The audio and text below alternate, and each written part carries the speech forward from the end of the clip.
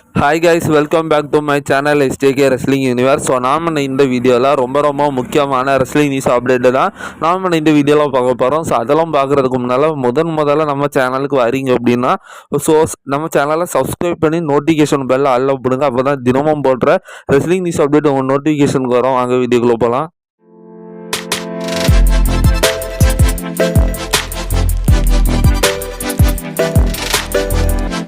Video start பண்ணுறதே பார்த்தீங்கன்னா நம்ம பிளட் லைனில் இருந்து தான். ஸோ பிளட் லைனோட கதை என்ன ஆச்சு, so OG blood line விசிஸ் new blood லைனுக்குள்ள story lines என்னாச்சு, ராக்குக்கான ரோமன் ரெயின்ஸுக்கான ஃபியூட்ஸ் என்னாச்சு, ஸோ இந்த மாதிரி நம்ம விஷயங்கள் பார்த்தீங்கன்னா பார்க்க போகிறோம்.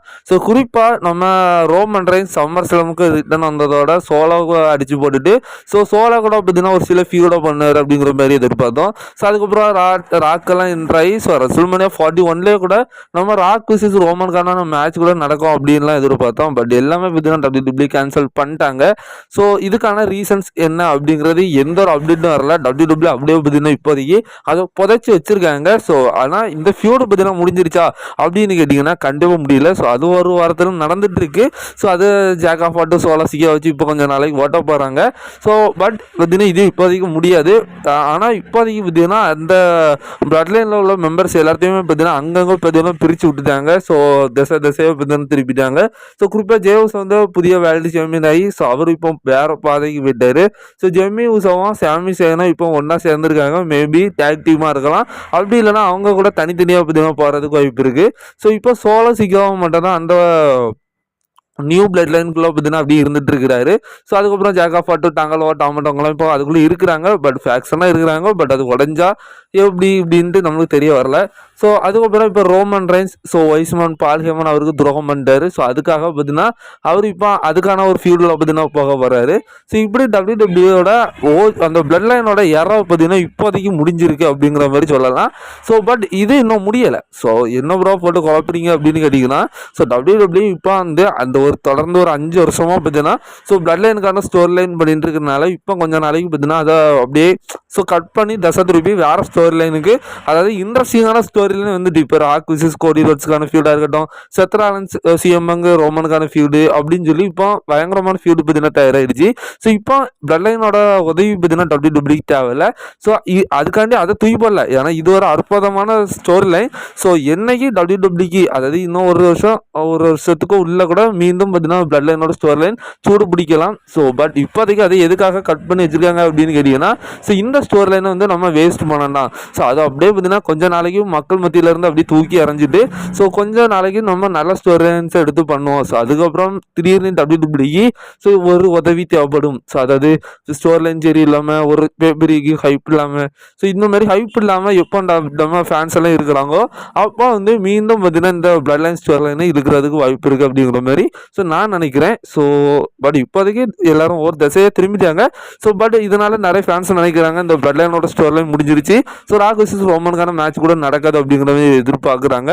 நோ அவங்க எல்லாத்துக்கும் இப்போ வேற பாதையில் தான் இருக்கிறாங்க.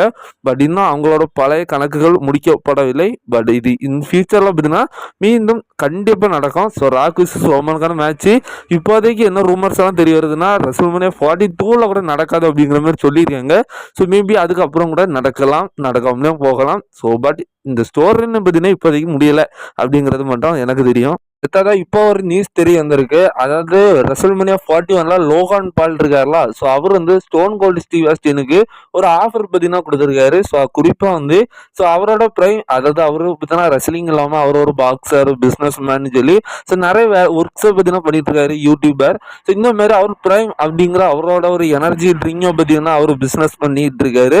ஸோ அதுக்கான ப்ரொமோஷன் காரங்கள் WWE வேற லெவலில் போயிட்டு இருக்கு.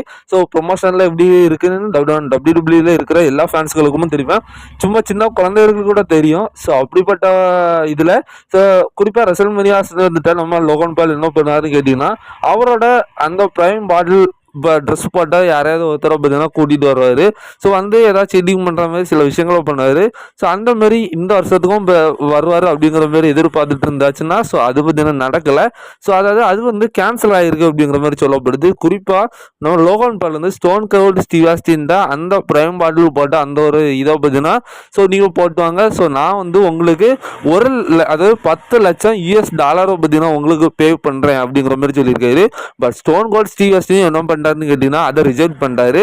ஸோ ஏன்னா அவர் எவ்வளோ பெரிய ஒரு லெஜெண்டு, எவ்வளோ பெரிய கரிஸ்மாவை கொண்ட ஒரு WWE ஒரு லெஜெண்ட் அப்படிங்கிறது நம்மளுக்கு தெரியும். ஸோ அவர் வந்து ஒரு ப்ரைம் பாட்டில் லோகோவை போட்டுட்டு வந்து ஏதோ டிஷர்ட்டோ இல்லை அந்த பாட்டிலுக்குள்ளெல்லாம் வந்தாருன்னா அவர் எப்படி காமெடி பீஸாக இருவாருன்னு நினச்சி பாருங்க. ஸோ இதை லோகன் பால் அவருக்கு ஆஃபர் பண்ணலாமா? ஸோ இதே பெரிய தப்பு. ஸோ இதை பார்த்தீங்கன்னா இப்போ ரிஜெக்ட் பண்ணது ரொம்ப ரொம்ப நல்லது. ஸோ நீங்கள் என்ன நினைக்கிறீங்கன்னு சொல்லி உங்களோட கருத்தை கமெண்ட் பண்ணுங்கள். ஸோ அடுத்ததாக டாமினிக் மிஸ்டீரியோ வந்து இப்போதைக்கு ஒரு இன்டர்வியூவில் கலந்துருக்காரு. ஸோ அதில் அவர் என்ன சொல்லியிருக்காரு அப்படின்னா ஸோ அதாவது அங்கே என்ன கேள்வி கேட்டிருக்குன்னா ஸோ உங்களை WWE வந்து ஸோ இந்த பண்ணுங்கள், ஸோ இந்த மாதிரி கேரக்டர் திடீர்னு பண்ண சொன்னாங்கன்னா ஸோ நீங்கள் என்ன பண்ணீங்க அப்படிங்கிற மாதிரி கேட்டதுக்கு ஸோ அவர் என்ன சொல்லியிருக்காரு அப்படின்னாச்சுன்னா ஸோ WWE என்கிட்ட இருந்து என்ன தேவையோ ஸோ அது வந்து அவங்களுக்கே தெரியும். ஸோ ஏன்னா நான் வந்து ஒரு டீம் பிளேயர். ஸோ அது மட்டும் இல்லாமல் அவங்களுக்கு என்ன எப்படியெல்லாம் காமிக்கணும் அப்படின்லாம் அவங்களுக்கு தெரியும். ஸோ அது மட்டும் இல்லாமல் ஸோ இந்த பிஸ்னஸுக்கு வந்து அவங்க சொல்கிற எந்த விஷயமா இருந்தாலும் சரி ஸோ அது வந்து இந்த பிஸ்னஸ்க்கு நல்லது அப்படின்னா நான் அதை பண்ணுறதுக்கு தயாராக இருக்கேன் அப்படிங்கிற மாதிரி சொல்லியிருக்காரு. ஸோ இப்போ டாமினிக் மிஸ்டீரியோ ஒரு ஹீல் டர்ன் பண்ணுறாரு மேபி இந்த பிஸ்னஸ்க்கு. ஸோ குறிப்பாக ஃபேன்ஸ் எல்லாரும் நம்ம டாமினிக் மிஸ்டீரியோவை அஸ் அ ஃபேஸ் டர்னாக பார்க்கணும்னு ஆசைப்பட்டாங்கன்னா ஸோ அதுவும் WWE கம்பெனி ட்ரிபிள் ஹெச் எல்லாம் நம்ம டாமினிக் கிட்ட சொன்னார்னா ஸோ அதை கூட அது நடக்கும் அப்படிங்கிற மாதிரி சொல்லியிருக்காங்க. ஸோ மேபி இப்போதைக்கு டாமினிக் மிஸ்டீரியோ அவரோட ஒரு ஃபேஸ் டர்ன் கேரக்டரை டீச் பண்ணுறாரு, பார்க்கலாம்.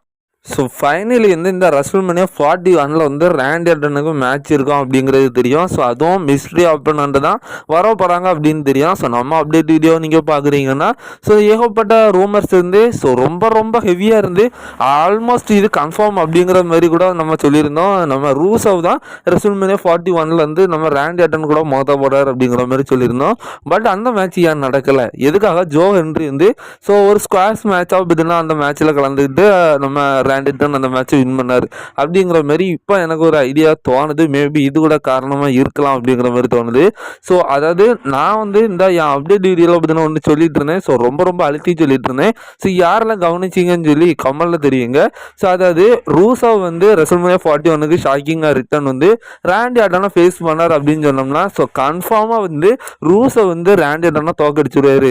ஸோ அந்த அந்த அப்படிங்கிறத நான் ஆல்மோஸ்ட் சொல்லியிருந்தேன். ஸோ அது மட்டும் இல்லாமல் அவர் அது நேராக அதுக்கு அடுத்த நாள் நடந்த ராலை வந்து ஸோ அவர் ரிட்டர்ன் ஆகிறப்போ லிட்டரலாக அதுதான் நடந்திருக்கும். ஏன்னா அந்த அளவுக்கு அவர் ஒரு டாமினேஷனை காமிச்சிருந்தாங்க. ஸோ இதனால கூட WWE முடிவு பண்ணியிருக்கலாம். ஸோ ஏன்னா ரூசோ மாரி ஒரு பெரிய கண்டிப்பாக நம்ம இது ரெஸ்ல்மேனியால ரிட்டர்ன் பண்ண வச்சிருக்கணும். பட் இருந்தாலும் WWE என்ன நினச்சிட்டாங்கன்னா ஸோ ரேண்டி ஆர்டன் ரிட்டர்ன் வந்து அவருக்கு ஒரு மேட்ச் ஒரு பேப்பரி மேட்ச்சில் கூட நம்ம அவர்களை ஜெயிக்க வைக்கலை. இப்போ கெவின் ஓவன்ஸுக்கும் ரேண்டி ஆர்டனுக்கும் அவங்க பிளான் பண்ண மாதிரி மேட்ச் நடந்திருந்ததுன்னா ஸோ கன்ஃபார்மாக வந்து ரேண்டி ஆர்டன் வின் பண்ணியிருப்பாரு. ஸோ பட் இப்போ நம்ம ரூசோவை அந்த மேட்சுக்குள்ளே இன்க்ளூட் பண்ணோம்னா ரூசோ WWEக்கு வந்த உடனே இந்த லேட்டர் ஃபர்ஸ்ட் மேட்ச்சில் அவரை தோக்க வச்சோம் அப்படின்னா அது எடுப்படாது. ஸோ அதே சமயம் நம்ம ரேண்டி ஆர்டனே தோக்கடிக்க முடியாது. ஸோ இதனால கூட நம்ம WWE லாஸ்ட் மினிட்ல சேஞ்ச் பண்ணி ஜோ ஹென்ரி உள்ள விட்டுருக்கலாம். ஸோ இது எப்படிடா உனக்கு தெரியும்னு கேட்டீங்கன்னா சோர்சஸ் எல்லாரும் பார்த்தீங்கன்னா இதை அடிச்சு தான் சொன்னாங்க. இது WWE கூட டிஸ்கஸ் பண்ணாமலாம் இருந்திருக்க மாட்டாங்க. மேபி நான் சொல்கிற மாதிரி தான் காரியங்கள் இருந்திருக்கணும். ஸோ இதனால தான் ஜோ ஹென்ரியை உள்ளே கொண்டு வந்து ரேண்டி ஆர்டனை வின் பண்ண வச்சிருக்காங்க.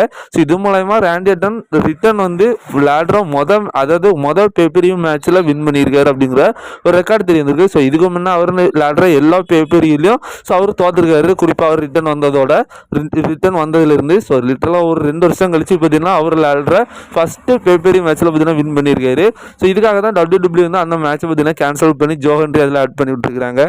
அடுத்ததா இதை தவிர WWEக்கு ஒரு பெரிய அசிங்கம் எதுவுமே இல்லை. ஸோ அதாவது நம்ம ரெஸ்ல்மேனியா 41 டே 2 மெயின் ஈவெண்ட்டான நம்ம கோடி ரோட்ஸ் விசஸ் ஜான்சன் ஆக்கியான மேட்சுக்கான ஒரு ரேட்டிங்ஸ் பார்த்தீங்கன்னா தெரிய வந்திருக்கு. ஸோ இந்த ரேட்டிங் பார்த்தீங்கன்னா அஃபிஷியல் ரேட்டிங்ஸ் கிடையாது. ஸோ டேவ் மில்சர் அப்படி அவங்கெல்லாம் பார்த்தீங்கன்னா யாரும் பார்த்தீங்கன்னா இந்த ரேட்டிங் கொடுக்கல. ஸோ இது வந்து ஒரு வெப்சைட் வந்து ஃபேன்ஸ் மத்தியில் பார்த்தீங்கன்னா இந்த ரேட்டிங் கொடுக்கறதுக்காக ஒரு போல் வச்சு பார்த்தீங்கன்னா ஸோ வெப்சைட்டில் லான்ச் பண்ணியிருக்காங்க. ஸோ குறிப்பாக வந்து ஃபேன்ஸ் எல்லாத்துக்கும் இந்த மேட்ச் கொஞ்சம் கூட பிடிக்கல. ஸோ அதாவது அவங்க என்ன ரேட்டிங் கொடுத்துருக்காங்கன்னா ரொம்ப கேவலமாக இருக்கு. ஸோ அதாவது 5 ஸ்டாருக்கு 1 ஸ்டார் கூட வாங்கலை இந்த மேட்சுக்கு.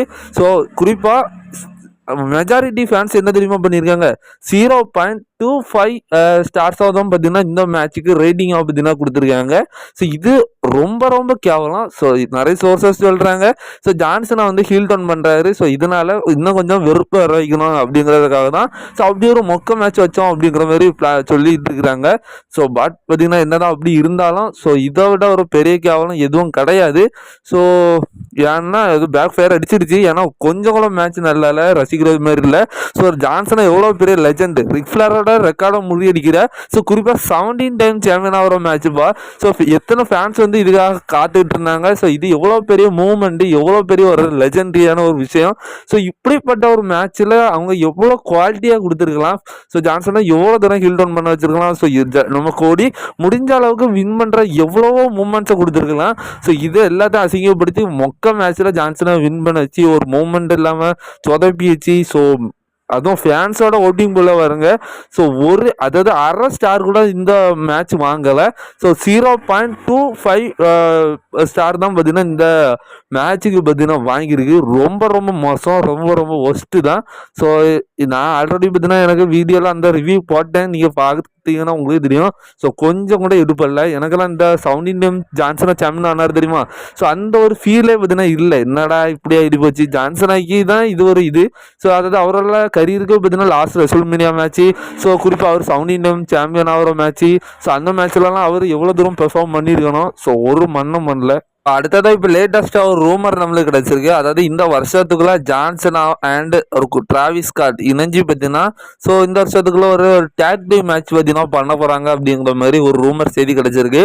So Travis Scott and John Cena so எப்படி இருக்கும் அப்படிங்கிறது ஸோ நம்ம வெயிட் பண்ணி பார்க்கலாம். ஸோ டிராவிஸ் ஸ்காட் அவரோட ஹில்டனத்தை நல்லா பண்ணுறாரு, பட் ஜான்சனை எப்படி பண்ணுறாரு அப்படிங்கிறத நம்ம பொறுத்திருந்து பார்ப்போம். ஸோ இப்போதைக்கு இந்த வருஷத்துக்குள்ளே ஸோ இந்த எண்டுக்குள்ளே பார்த்தீங்கன்னா டிராவிஸ் ஸ்காட்டுக்கு கண்டிப்பாக டபிள்யூடபிள்யூல ஒரு மேட்ச் இருக்குது அப்படிங்கிறது இப்போ அஃபிஷியல் ஆகிருக்கு.